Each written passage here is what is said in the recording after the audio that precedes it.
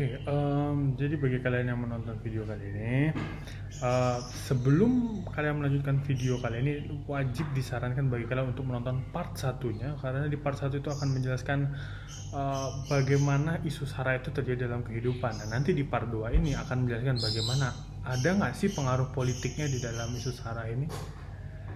Begitu, selamat menonton.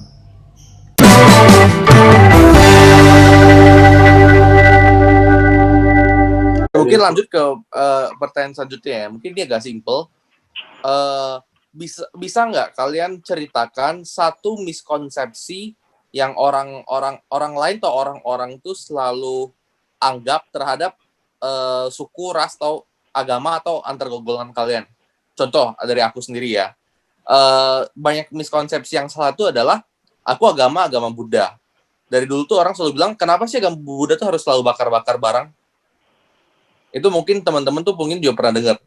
Itu miskonsepsi yang salah karena bakar-bakar itu adalah bukan bakar-bakar tuh maksudnya bukan bakar-bakar barbecue ya. Kalau di bahasa Medan tuh bakar-bakar tuh artinya barbecue, bukan. Bakar-bakar tuh artinya misalnya kita ke kita melayat ke kuburan, kita melayat ke ke vihara gitu-gitu, kita ada ngebakar kayak kertas atau segala macam. Nah, itu sebenarnya miskonsepsi yang salah karena itu bukan agama, tapi itu adalah tradisinya kita. Jadi ada perbedaan mendasar antara agama dan tradisi. Agama itu tidak pernah menyuruh kita untuk, contoh pertama, membakar-bakar barang. Contoh kedua, untuk kita memegang hyo itu pun adalah lebih ke tradisi, bukan agama. Kalau agama Buddha itu lebih ke kita membaca parita. Itu sebenarnya menurut aku tiga agama itu sama lah, antara Kristen, Buddha, sama Islam dan Hindu juga. Lebih kurang semua agama di Indonesia itu sama sih. Cuman yang miskonsepsi yang salah itu adalah agama Buddha itu enggak menyuruh untuk membakar-bakar barang, tapi itu udah tradisi dari nenek moyang kita, di mana kita tuh dianggap untuk kalau bisa kita membakar-bakar. Jadi yang kita bakar tuh adalah bukan kertas sebenarnya, tapi itu adalah kertas emas yang dianggap sebagai uang.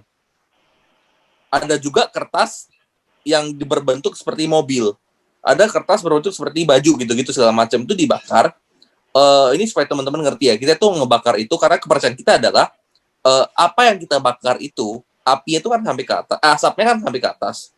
Itu adalah doa yang kita kasih yang akan diterima oleh nenek moyang kita yang di atas.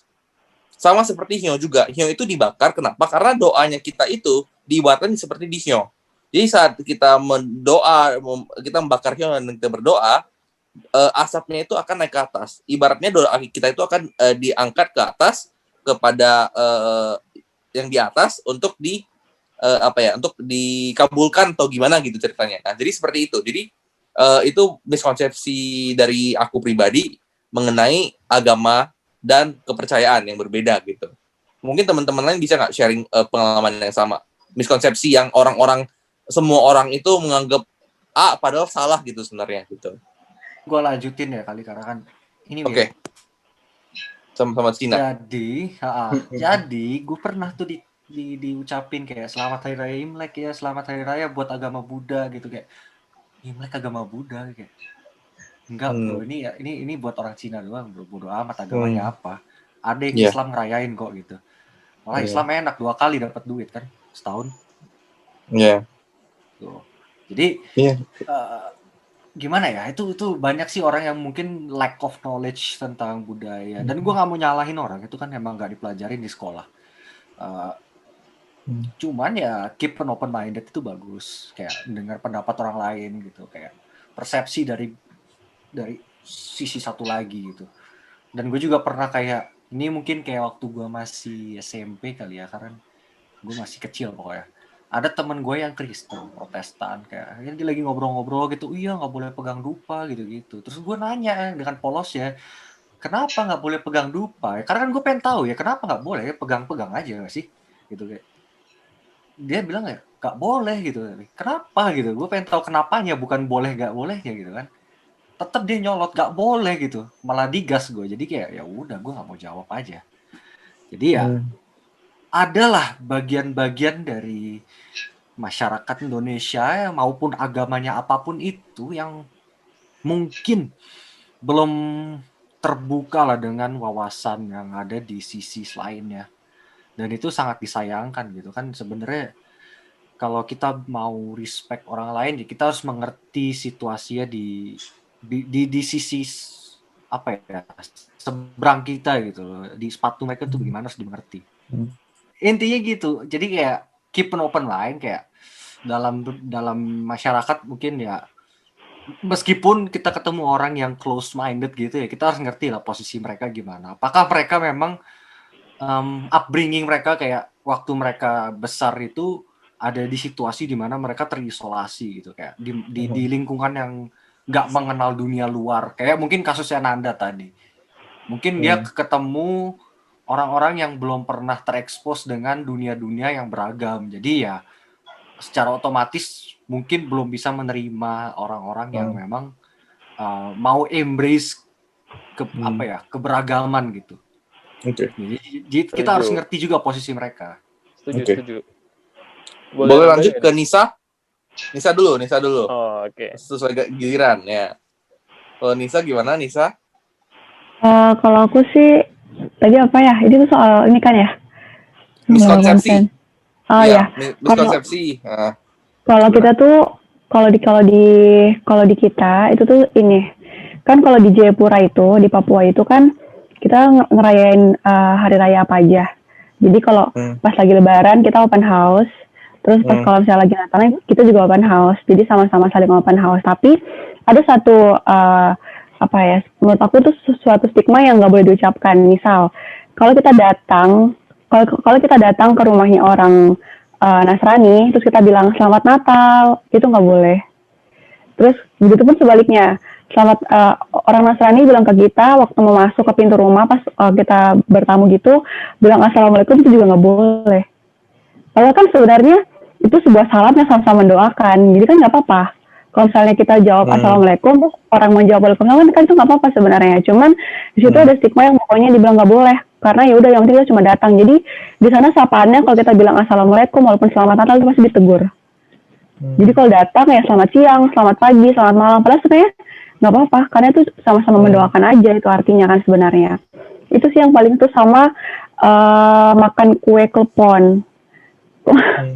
Makan kue klepon nggak boleh, karena itu katanya mengikuti makanannya orang Nasrani.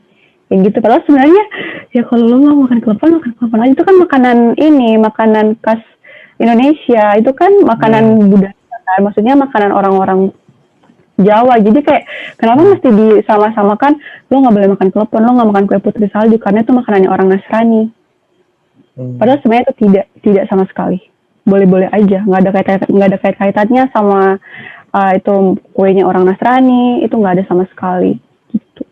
Itu kepercayaan dari orang atau gimana? Atau apa ya? Kalau yang salam tadi itu di Jayapura kayak gitu, di Papua kayak gitu, kepercayaannya kayak gitu. Jadi kalau misalnya kita salam pas masuk assalamualaikum, pas orang itu tuh nggak boleh. Dan kita juga kalau kita bilang selamat Natal itu juga nggak boleh kayak gitu. Jadi itu emang kepercayaan orang-orang di Jayapura sana seperti itu. Kepercayaan orang-orang lokal di Jayapura berarti ya? Iya. Orang lokal di Jayapura, karena aku tinggal di Jayapura, nggak tahu kalau Papua yang lain. Kalau klepon itu juga sama, kepercayaan juga ya? Kalau klepon itu menurut aku itu ini sih hanya minoritas aja. Itu hanya orang-orang yang strict aja gitu, yang benar-benar yang suka rasis sama orang yang Nasrani seperti itu. Oke. Kita lanjut ke Radit. Gimana Dit? Ya kalau menurut gua tadi beberapa poin menurut gua tuh udah disebutin, udah di-mention sama Ben, sama Nisa gitu. Menurut gua tuh ada 3 faktor yang bikin 3 miskonsepsi. Pertama tuh sejarah, kedua tuh pendidikan, yang ketiga status. Kayak kalau dari pendidikan tuh ya biasanya bisa juga tiga-tiganya, bisa salah satu gitu. Miskonsepsi, bisa orang yang kurang berpendidikan, kalau udah punya sejarah buruk pula dengan etnik atau ras atau agama tertentu, ditambah dengan sama statusnya, misalnya dia ngerasa kalau mereka itu either agama atau sukunya tuh yang paling benar gitu. Itu bisa 3 itu atau enggak salah satunya aja. Menurut gua miskonsepsinya. Kayak contohnya yang kayak tadi kalau kita datang ke tempat orang, kan kita kayak harus lebih respect lah. Kayak contohnya tadi yang gue di kampus atau Nisa yang dari Papua ke Jogja yang kulturnya beda, itu kan it's very good for us to open minded kan. Kalau misalnya enggak, ya ibaratnya kayak gini. Kalau misalnya nih, if you speak the language, kayak orang bule bilang ke lu apa kabar gitu, dan lu pasti langsung kayak wah seneng gitu, you feel respected, dan lu pasti bakal ketawa atau bahkan lu bakal balas dia, bakal senyum gitu kan, bakal mau bantu bulenya gitu. Nah itu sama kayak menurut gue dengan Sarah, kalau misalnya at least lu respect kayak a little bit of their culture, mereka pasti bakal appreciate banget, dan yang namanya Sarah itu nggak akan terjadi. Makanya kayak menurut gue pendidikan tergantung dari pendidikan orangnya, terus status orangnya, mereka nganggap diri mereka itu tinggi atau biasa aja atau gimana, sama ininya sih, sama sejarah. Kadang-kadang kayak contohnya di US atau bahkan di Indonesia menurut gue sama, Cina-nya tuh sama. Kenapa? Soalnya mereka biasanya tuh suka, bisa dibilang tuh agak kata kasar tuh kayak songong gitu lah in a way. Karena menurut gue, if we see sejarah, kayak contohnya gue mulai di Amerika. Di Amerika itu mereka kayak bakal songong gitu, kayak as if tuh kayak mereka kayak pengen ngajak berantem, kayak nggak bisa chill gitu kalau ngelihat white atau black. Itu sejarahnya simple, karena dulu waktu mereka di sini, waktu pertama kali pindah ke US, mereka dikerjain terus. Misalnya anggap aja disuruh bayar 1.000, tiba-tiba dibilangnya ada untuk proteksi atau apa-apa, katanya uangnya diambil gitu-gitu. Atau misalnya mereka bayar calo untuk supaya surat mereka legal di US, bayar sekian ribu, katanya uangnya diambil pada mereka kabur, kayak ditipu. Jadi mereka sekarang harus defense their family, terus kayak apa ya, walls-nya tuh jadi naik, sama kayak di Indonesia gitu kan. Kayak zaman dulu dikerjain terus gitu-gitu, lama-lama mereka harus berpikir kalau mereka lembek terus, ya mereka pasti bakal di-attack terus. Lu pasti ngerasa gitu kan, Jeff? Iya benar. Kalau lu dibully dan lu terima-terima aja, ya lu nggak akan ada habisnya. Jadi lu harus Bener. kalau misalnya lu nggak tough, at least you have to act tough gitu kan. Supaya lu paling nggak dapat respect dari mereka. Menurut gue sih itu. Makanya kenapa gue bilang sejarah itu mempengaruhi, terus tingkat pendidikan orang berpengaruhi, karena yang kayak Ben bilang, tergantung orangnya terbuka, open minded atau enggak gitu. Sama statusnya. Kalau misalnya dia mau berpendidikan sekalipun, terus dia mau sejarahnya bagus, tapi kalau mereka nganggep ras mereka atau agama mereka paling benar, ya itu sama aja kayak contohnya dulu Jerman kan nganggep ras mereka yang paling sempurna kan.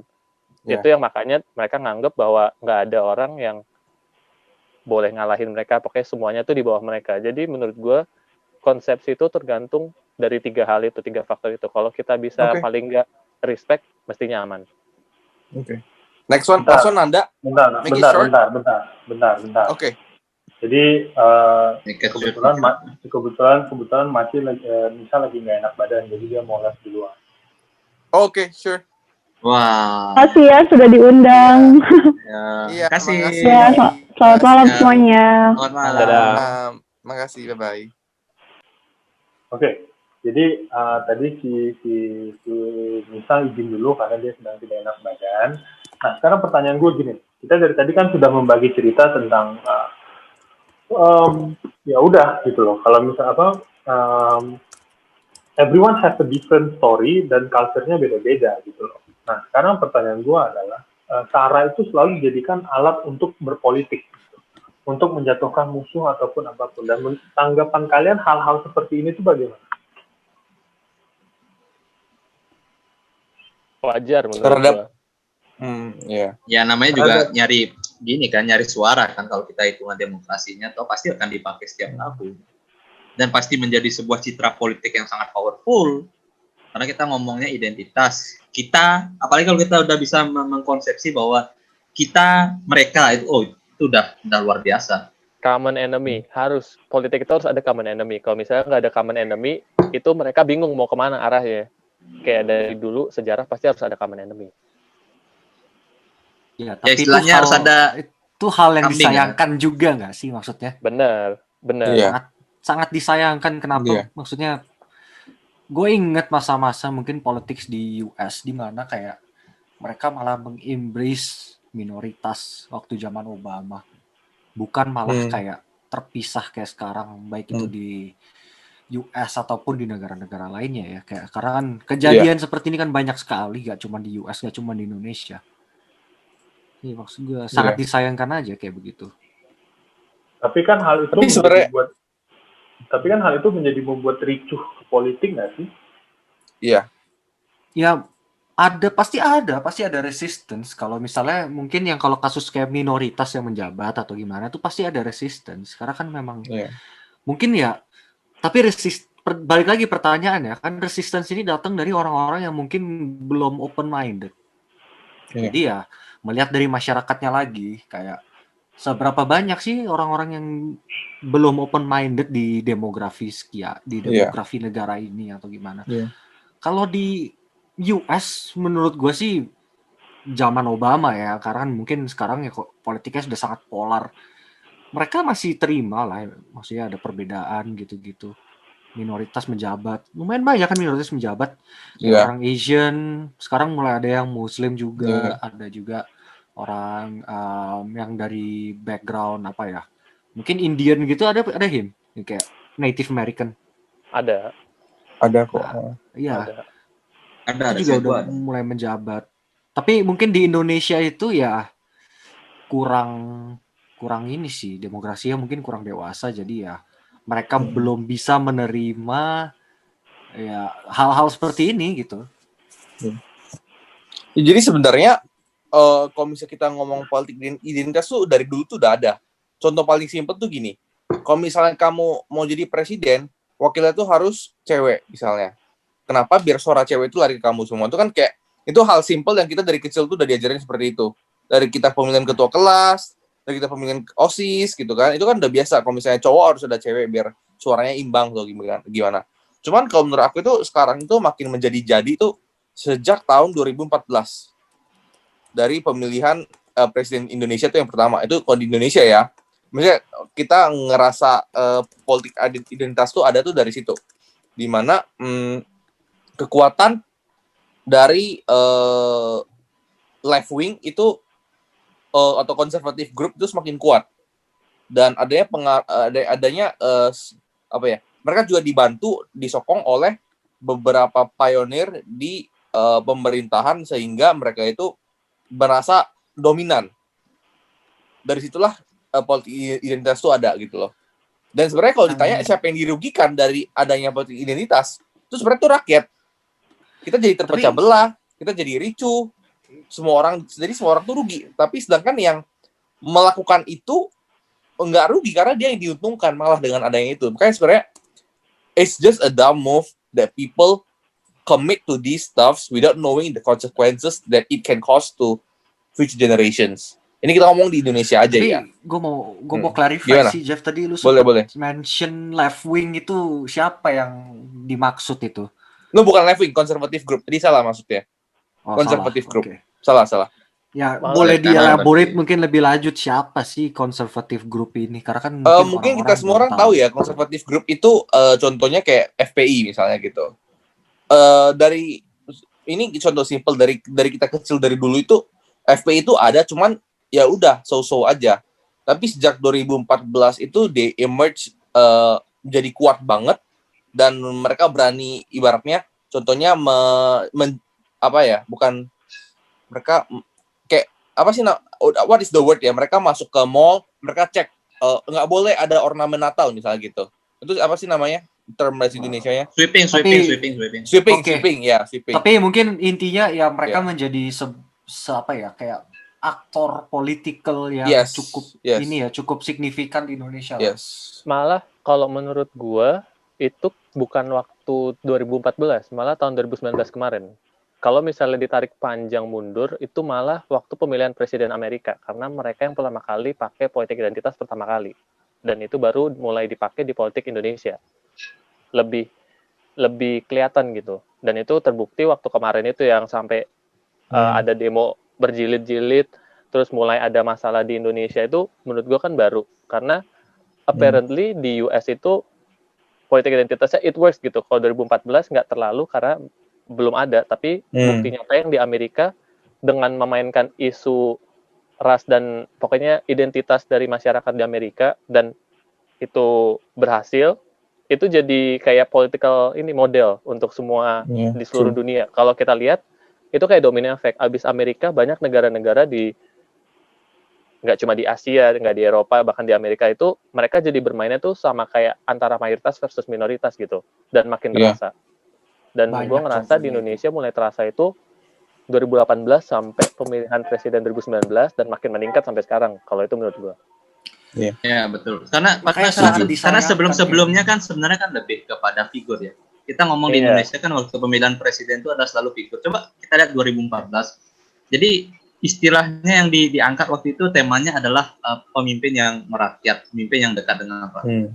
Habis itu 2019 jegleng. Nah, kita ada sekat-sekat baru yang muncul antara kita dan mereka. Kelompok bisa dikatakan sih kelompok konservatif dan yang pluralis nasionalis sih waktu itu kan yang diwacanakan. Makanya kan terminologi dua kubu itu selalu berjalan sampai saat ini.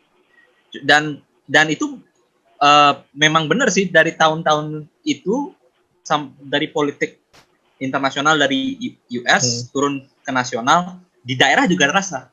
Mungkin Ben tahu daerah Bali kan ada. Oh, itu Jelas ya.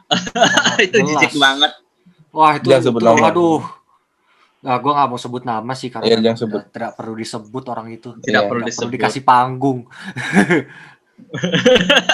Tidak perlu dikasih panggung. Gini. Gue tidak menyalahkan pihak manapun dan gue tidak berpihak pada siapapun, tapi gue merasa bahwa Islam itu sudah mulai diarahkan ke arah yang berbeda gitu. Sebenarnya kalau dari dalam Islam itu sendiri kita lebih bermain kepada we are different but we are one gitu. Makanya ada sebutan yang gue bilang tadi adalah agamamu dan agamaku gitu. Jadi kayak kita tidak akan menyinggung apa yang lu lakukan, ya kita akan menjaga diri kita sendiri gitu loh. Iya.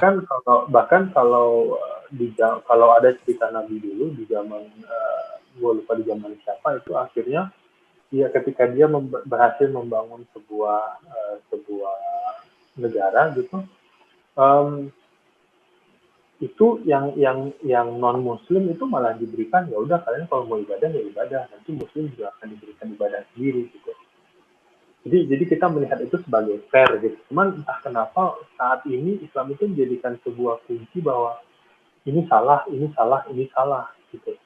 Itu yang menurut gua memicu segalanya gitu, karena kita kan hampir mayoritas itu kan muslim gitu. Tidak diragukan kehadiran gini loh. Masalahnya pandangan di dalam Al-Quran itu sendiri bisa beda-beda gitu. Makanya tinggal bagaimana kita melihat dan mempersepsikan sebuah kalimat di dalam Al-Quran itu sendiri gitu. Ya, interpretasi setiap orang berbeda berarti. Iya, benar. Makanya penggunaan isu sara ke dalam politik ini sebenarnya hal yang berbahaya yang bisa memecah belah negara kan gitu. Sebenarnya itu kayak dua pisau. Soalnya kalau misalnya mayoritas mimpin, dianggap kayak mereka nggak akan mendengarkan suara minoritas. Gimana mereka ini mendengarkan? Tapi kalau misalnya minoritas mimpin, gimana cara minoritas mimpin kalau mereka nggak tahu mayoritas maunya apa gitu. Jadi ada kelebihan dan kekurangan, dan itu emang susah untuk diakomodir. Dan itu emang sejauh ini kita lihat susah. Kayak beberapa negara yang kayak kalau kita bawa yang lama-lama tuh banyak gitu contohnya. Tapi ini aku mau nanya deh. Jadi kan habis election 2019 itu kan pemimpin kita kan sering bilang, udah stop, nggak ada lagi nomor 1, nomor 2, nggak ada lagi sisi A, sisi B, ayo kita sekarang bersatu gitu loh. Tapi yang aku mau nanya itu adalah, apakah itu efektif? Maksudnya, kalau menurut aku sih, mereka itu yang bertanggung jawab dengan adanya sekat-sekat yang sekarang ada ini di antara rakyat-rakyat sekarang kita ini kan. Tapi apakah dengan cuman menyuarakan agar kita semua berhenti, apakah itu cukup? Atau apakah mereka tuh harusnya be responsible more in resolving what they made gitu, resolving the chaos that they created gitu. Menurut teman-teman gimana? Kalau menurut gue sih kayaknya tidak sesimpel itu ya. Masalahnya kan ada nilai yang tertanam. Ini yang sebenarnya yang bahaya kan. ketika pemimpin ngomong sesuatu itu kan menjadi sebuah diskursus yang menjadi acuan ya banyak pihak. Ketika misalnya pemimpin, ya masalahnya itu dah, maksudnya omongan konsekuensi ngomong di depan publik itu akan memunculkan diskursus panjang dan akan selalu terulang. Jadi tidak akan mudah mengatakan kalau udah kita cukup selesai segini, udah balikan lagi, nggak bisa. Pasti konsekuensinya seperti itu. Ketika di nasional sudah terjadi, di daerah apakah nggak ikutin? Pasti iya dong. Dan yang paling berbahaya sebenarnya adalah bagaimana ke depannya, mungkin 20-30 tahun ke depan, apakah komunitas yang kita hayalkan sebagai Indonesia ini akan tetap sama gitu loh. Ketika kita ngomong Indonesia, oke, Indonesia memiliki beragaman, kita tahu, kita bisa membayangkan Indonesia itu apa gitu loh. Tapi ketika 23 tahun ke depan, generasi selanjutnya yang sudah tersentuh politik identitas, apakah memiliki cara pandang yang sama melihat Indonesia? Itu yang ditakutkan. Jadi bukannya melihat Indonesia ini sebagai sebuah mozaik yang saling menyatu, tetapi sebagai sebuah istilahnya apa ya, garis-garis yang rapuh dan memiliki batasan. Itu yang ditakutkan sebenarnya. Karena jujur ya, karena kita sangat diverse gitu loh. Diverse dalam artian dan kepulauan lagi gitu loh, ngeri loh itu sebenarnya. Ketika kita menjalankan politik identitas itu dengan kesukuan yang begitu banyak, kedepannya itu ya bisa aja nanti tiba-tiba republik ini bubar, dan itu ketakutannya nyata kalau ini terus berlanjut, kan seperti itu. Menurut gua, mungkin abang dari US mau menambahkan. Mau menambahkan? Gue setuju lah, soalnya emang menurut gue itu nggak sesimpel itu, soalnya value itu udah tertanam gitu. Kayak contohnya ada beberapa kasus kayak di dekat rumah gue waktu gue masih tinggal di Indo, itu anak kecil tiba-tiba kayak teriak tuh, woi Kristen lu, woi Cina lu, itu udah sampai kayak gitu, kayak in the middle of nowhere gitu. Itu tuh udah sentimen lagi yang gue bilang, kayak itu bakal jadi sentimen gitu. Makanya emang kedepannya harus lebih lebih aware lah. Kalau kita begini, emang from the very beginning kita jadi satu gitu. Kita dari awal tuh kayak bisa sampai sekarang ini because we unite as one lah, as a country, as a one nation gitulah, yang kayak ibaratnya yang di Sumpah Pemuda bilang lah. Gitu.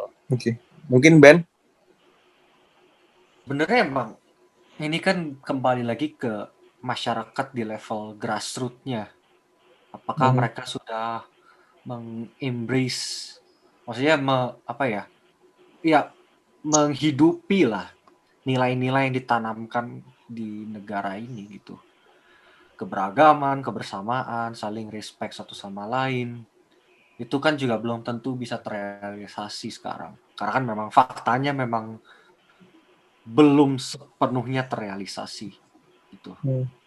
Jadi mungkin fokusnya ke depan itu mungkin lebih ke bagaimana kita caranya mengedukasi orang-orang supaya mungkin bisa lebih menghargai orang lain, bisa membuka pandangan mereka terhadap wawasan lain, dan juga bagaimana caranya untuk berpikir secara kritis sih. Karena kan kalau agama ini dibawa ke politik itu salah satu katalis utamanya itu kenapa itu berhasil, karena orang-orang tidak bisa berpikir secara kritis gitu.